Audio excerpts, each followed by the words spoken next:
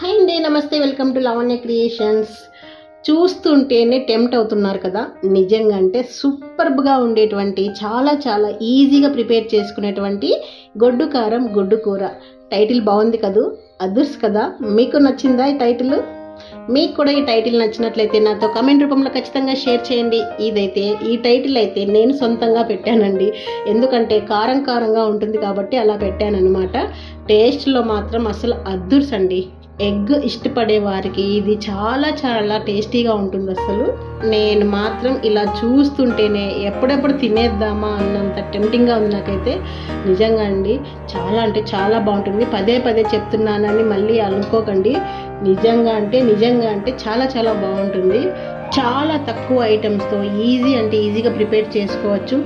ఎవరైనా సరే ఈ కర్రీ ఇలా చూసారంటే అలా ప్రిపేర్ చేసేస్తారు, అంత ఈజీ అనమాట. మరి ఇంకెందుకు ఆలస్యం, లేట్ చేయకుండా వెంటనే వెళ్ళేసి ఈ గొడ్డు కారం గుడ్డు కూర ప్రిపేర్ చేసి వెంటనే తినేసి ఎలా వచ్చిందో నాతో కామెంట్ రూపంలో ఖచ్చితంగా షేర్ చేయండి. అస్సలు మర్చిపోద్దండి. మరి లేట్ చేయకుండా వీడియోలోకి వెళ్ళిపోదామా. ఫస్ట్ అయితే స్టవ్ వెలిగించి గిన్నెలో నీళ్ళు పెట్టేశాను. ఇందులోకి 4 ఎగ్స్ వేసుకుంటున్నాను. మీకు ఎన్ని ఎగ్స్ కావాలో అన్ని యాడ్ చేసుకోవచ్చు. ఒక చిన్న చిట్కా అండి, ఎగ్స్ పగలకుండా మనకి నీట్గా రావాలి అంటే ఇందులోకి కొద్దిగా సాల్ట్ యాడ్ చేసుకోండి. ఇప్పుడు ఈ ఎగ్స్ని 10 నిమిషాలు ఉడికించుకుంటే పర్ఫెక్ట్గా ఉడికిపోతాయి. ఎగ్స్ బాగా బాయిల్ అయినాయి చూసారండి, ఒక్కటి కూడా బ్రేక్ అవ్వలేదు. ఇలా సాల్ట్ వేసుకున్నారనుకోండి, మీకు ఎగ్స్ బ్రేక్ అవ్వకుండా నీట్గా వస్తాయి.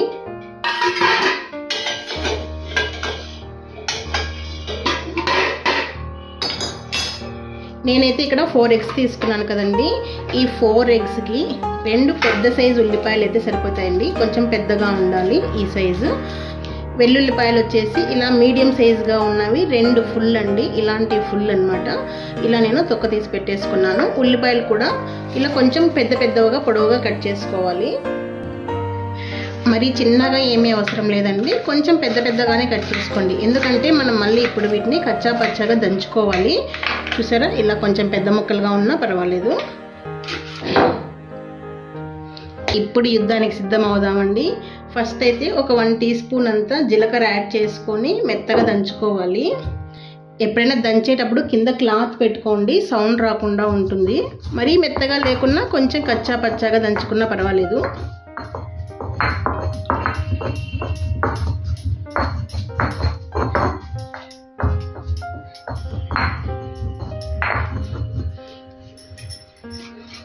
ఇంత మాత్రం గ్రైండ్ అయితే సరిపోతుంది.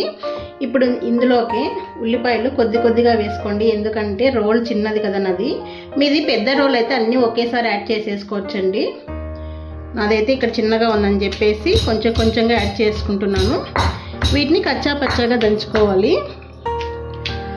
ఇలా మిక్సీలో కూడా వేసుకోవచ్చండి, కానీ మిక్సీలో వేసి కూడా నేను కూడా చేశాను, అంత టేస్ట్ అనిపించలేదు నాకైతే. ఇలా రోల్లో దంచి చేస్తేనే దాని టేస్ట్ అనేది చాలా బాగుంటుంది. ఇది రోల్ చిన్నగా ఉన్నా కానీ బాగా గ్రైండ్ అవుతుందండి.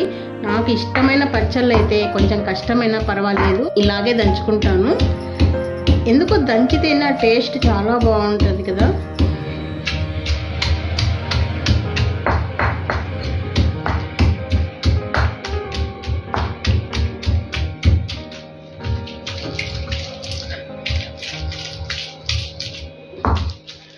చూసారండి, ఇంత మాత్రం ఉంటే సరిపోతుంది. మరి మెత్తగా ఏం అవసరం లేదు.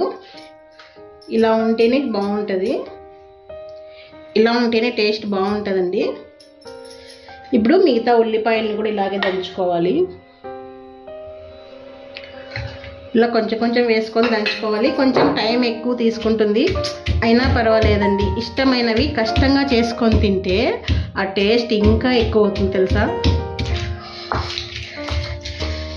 ఈ ఉల్లిపాయలన్నీ దంచేపాటికి కళ్ళల్లో నీళ్ళు కారుతున్నాయి. నాకెందుకు ఎప్పుడు ఉల్లిపాయలు కట్ చేసినా కానీ కళ్ళల్లో నీళ్ళు ఎక్కువగా వస్తాయి.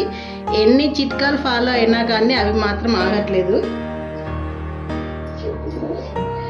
చిన్నప్పుడైతే ఉల్లిపాయలు కట్ చేస్తుంటే మా అమ్మాయి స్పెట్స్ తెచ్చిపెట్టేదండి. చిన్నప్పుడు పిల్లలు చేసేటువంటి పనులు మనకు పెద్ద అయ్యాక కూడా ఎంత మెమొరీగా ఉంటాయి కదా. ఇప్పుడు ఇందులోకి వెల్లుల్లి యాడ్ చేసుకుందాము.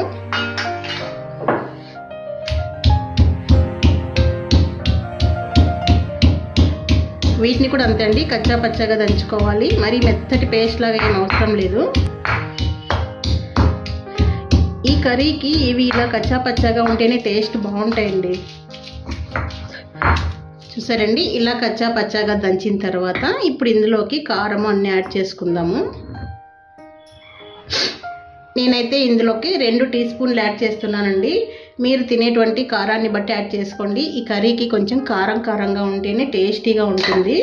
అలాగే టేస్ట్ తగినంత సాల్ట్ కూడా యాడ్ చేసుకోవాలి. కొంచెం కారం ఎక్కువగానే ఉంటే బాగుంటుందండి. ఇప్పుడు ఇదంతా మిక్స్ అయ్యేలాగా ఒకసారి ఇలా మిక్స్ చేసుకోవాలి.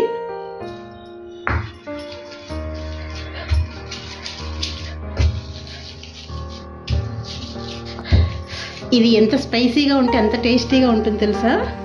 ఇలా నూరుతుంటేనే వెల్లుల్లి ఫ్లేవర్ అనేది అదిరిపోతుంది అసలు. నిజంగా చాలా చాలా బాగుంటుంది. నాకైతే ఇది one of the my favourite egg curry అండి.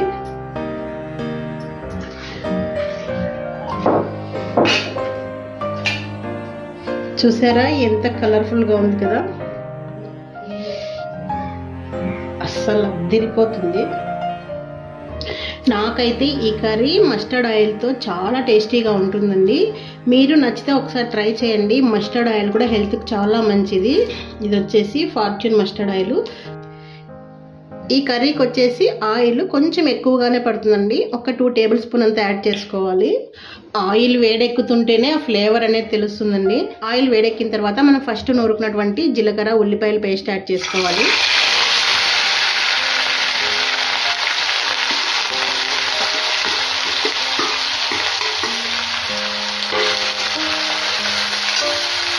ఆవ నూనెతో చేసేటువంటి వంటలు చాలా టేస్టీగా ఉంటాయి. ఆ ఫ్లేవర్ అనేది బాగా తెలిసిపోతుంది. మీడియం ఫ్లేమ్లో పెట్టుకొని ఉల్లిపాయలు ఫస్ట్ బాగా ఫ్రై చేసుకోవాలి.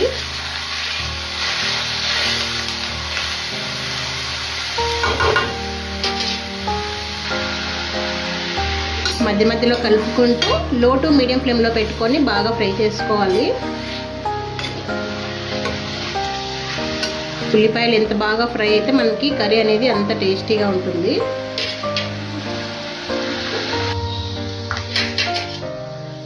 ఉల్లిపాయలు బాగా ఫ్రై అయ్యాయండి. ఈ ఆవ నూనె ఫ్లేవర్ అనేది చాలా బాగా వస్తుంది. ఈ ఫ్లేవర్ ఇష్టపడిన వాళ్ళు నార్మల్ ఆయిల్ యాడ్ చేసుకోవచ్చండి. మీరు ఏ ఆయిల్ అయితే వాడతారో రెగ్యులర్గా అదే వాడుకోవచ్చు. ఉల్లిపాయలు బాగా ఫ్రై అయ్యాయి కదా, ఇప్పుడు ఇందులోకి వెల్లుల్లి కారం ముద్దని యాడ్ చేసుకుందాము.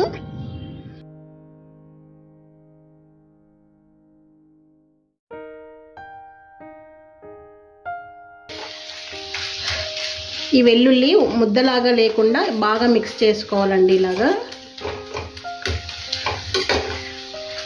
ఈ ఉల్లిపాయల్లో అంతా కూడా బాగా మిక్స్ అయిపోవాలి. ఇలా ఉల్లిపాయల్లో అంతా బాగా మిక్స్ అయ్యేలాగా మిక్స్ చేసుకోవాలి. ఇలా అంతా బాగా మిక్స్ చేసుకున్న తర్వాత మూత పెట్టేసుకొని ఒక 2-3 మినిట్స్ బాగా లో ఫ్లేమ్లో మగ్గించుకోవాలండి. లో ఫ్లేమ్లో మగ్గితేనే అప్పుడు ఆ ఉల్లిపాయలు, వెల్లుల్లి, ఉప్పు, కారం అంతా కూడా మంచి ఫ్లేవర్ వస్తుంది. ఈలోగా మనం ఎగ్ షెల్ తీసేసుకుందాము.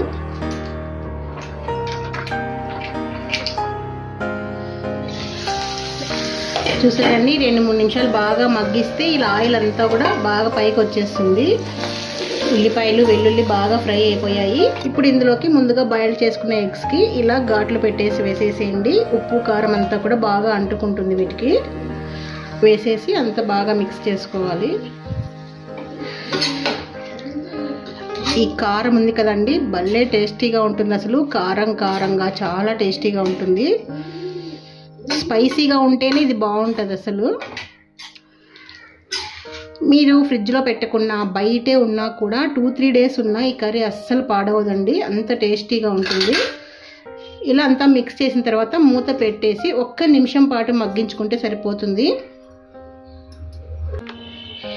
ఇలా 1 నిమిషం పాటు మగ్గించుకుంటే చూసారా ఆయిల్ అంతా కూడా పైకి వచ్చేసింది కదా, చాలా అంటే చాలా టేస్టీగా ఉంటుంది. ఇంకా స్టవ్ ఆఫ్ చేసుకోవడమే. ఇది రైస్లోకి తినచ్చు, చపాతీలోకి కూడా తినచ్చు. ఎప్పుడైనా లాంగ్ ట్రిప్ వెళ్ళినప్పుడు మనకి హోమ్ ఫుడ్ తినాలి అనిపించినప్పుడు ఇలా చేసుకొని తీసుకెళ్తే మనకి చపాతీ పూరీలు చేసుకుంటే చాలా టేస్టీగా ఉంటుందండి. బయటికి వెళ్ళా కూడా మనము ఇంటి ఫుడ్ మిస్ అయ్యాము అన్న ఫీలింగ్ లేకుండా ఇలా తీసుకొని వెళ్ళచ్చు. చాలా అంటే చాలా టేస్టీగా ఉంటుంది. నాకైతే చాలా చాలా ఫేవరెట్ అండి. ఇది సూపర్ టేస్టీగా ఉంటుంది. రైస్లో అలా కలుపుతుంటేనే అసలు ఎప్పుడెప్పుడు తినేద్దామా అన్నంత టేస్టీగా ఉంటుంది.